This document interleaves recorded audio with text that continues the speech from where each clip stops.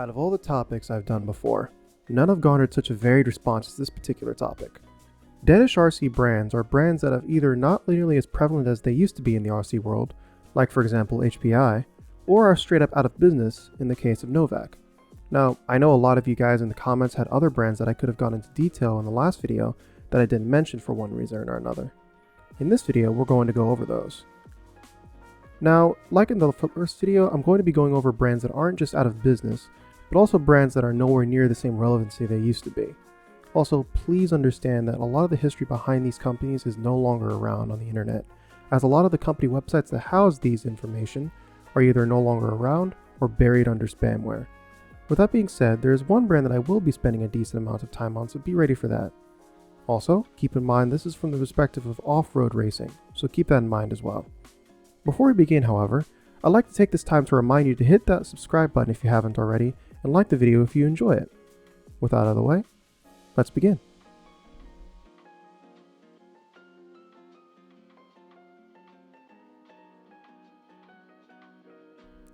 This brand kind of falls into both categories of my definition of a deadish brand, as you can still buy them under the name Hubwo, but they still aren't nearly as high quality as they used to be, nor are they exactly cutting edge in design. However, back in the 90s and early 2000s, they were everywhere, especially in their native state of California. They are mostly known for being affordable alternatives for people looking to get into RC racing hobby in almost any class, from two-wheel drive buggies to full-blown 8th scale nitro buggies. Even with their prices being much lower than the competition in a lot of cases, their quality of parts was still acceptable for most people. Combine this with the growth of 8th scale racing as a whole in the late 90s and early 2000s, and you had a recipe for great success. However, much like a lot of things in the early and late 2000s, things started to go sideways. This is partially because other brands were getting into RC racing scene, like Team Associated, specifically in 8th scale, but also because people weren't as into RC at the time. Less people into RC, less potential customers. Simple as that. Later on, in the 2010s, things got even worse for OFNA as people were still well into the swing of SCTs in the US for the most part, and OFNA didn't have a car or a conversion kit to join that SCT craze. Couple this with the fact that a lot of racing kits from people like TLR and Associated were getting a lot cheaper, and the fact that part support started to go down badly, it didn't take long for OFNA to buckle. In December of 2015, they closed their doors and left their parent company, Hubwo, to pick up the pieces. And even though you can still find these kits for good prices, the immediate part support in the US just isn't there.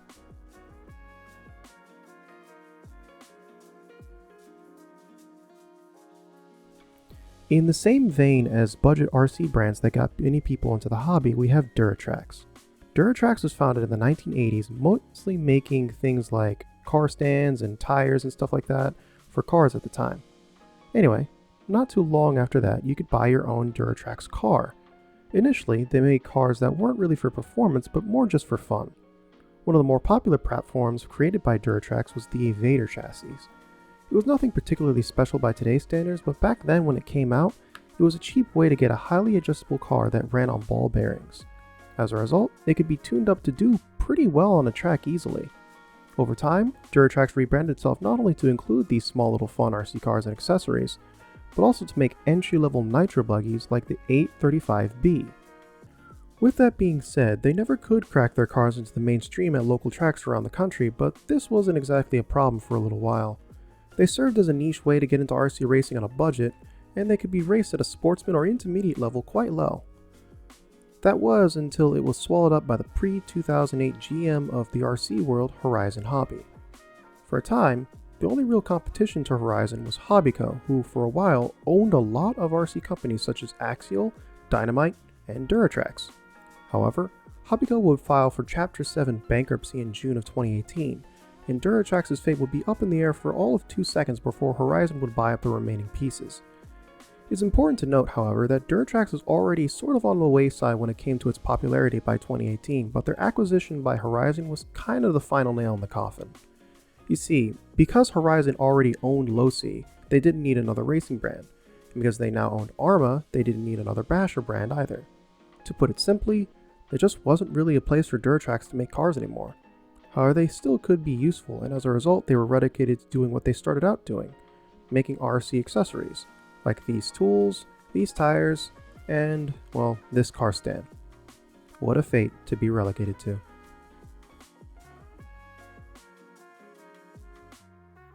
Before we get to the main course of this video, why don't we go over some brands that I didn't mention prior in this or the previous video that I couldn't find much info on. Vetera. Another RC company taken out by the Horizon Hobby Co acquisition, Vetera was a company built around making realistic looking RC cars for both on-road and off-road vehicles. However, there wasn't really a place for them in the Horizon Hobby family, as they didn't seem to have an interest in on-road cars, and their crawler situation was covered by Axial. A few Vetera products are still offered to this day, but they still haven't made anything new to my knowledge since the acquisition. Helion. I'll be honest, the only exposure I had to this particular brand was from URC's review of the Dominus almost a decade ago. If you're curious, the review wasn't exactly glowing. One thing interesting about the brand though was that it was a Hobbytown exclusive, so yeah, make of that what you will.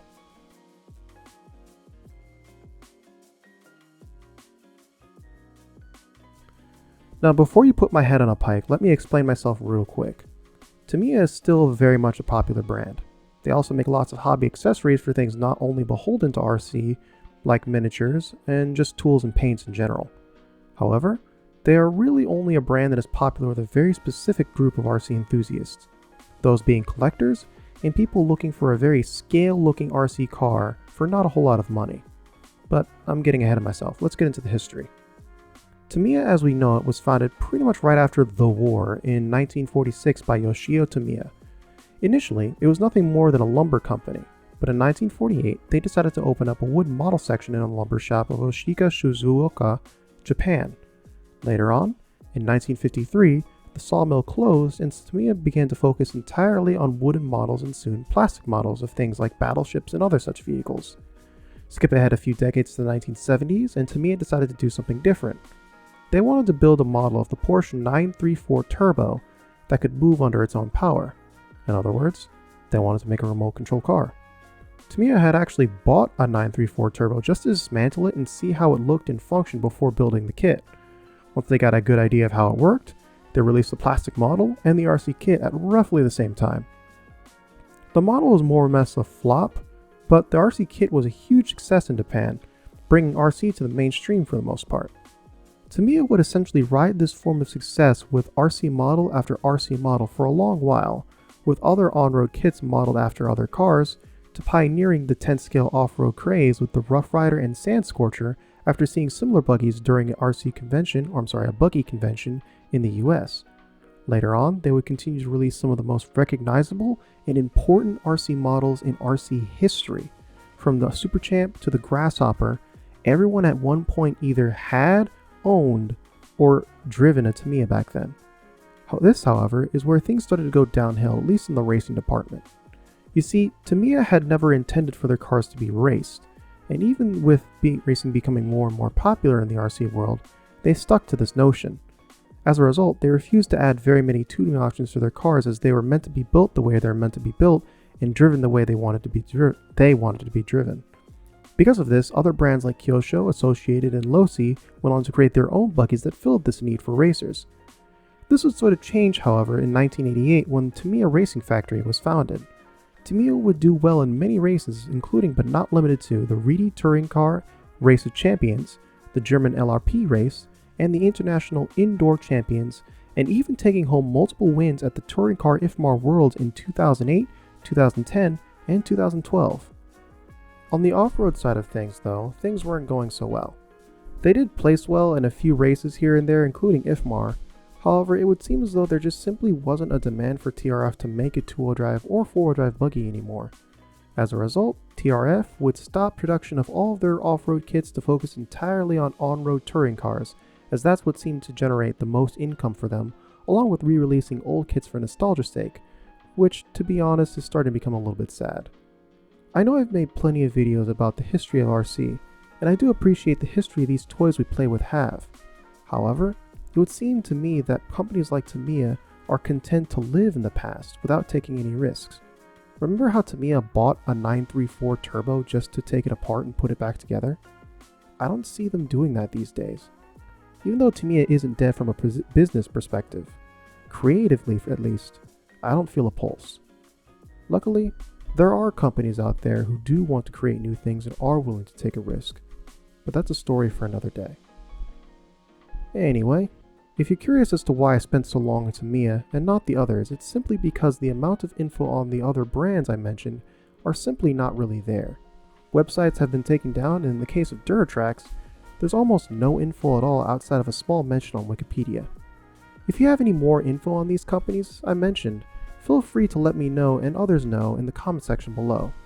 Also, if you want to support me another way, feel free to check my Patreon where I post updates on things like in the background and what my next video will be. Speaking of which, I'd like to thank my patrons Michael Williams, RC World Discord server, Casey Nix, Ben Reeves, Dave Armstrong, Ryan Lamb, Joe Jenkins, Juliet Lovelace, The Mailman 110, Brian Lofton, and especially Morrison Wan. Thanks for watching, and I'll see you next time.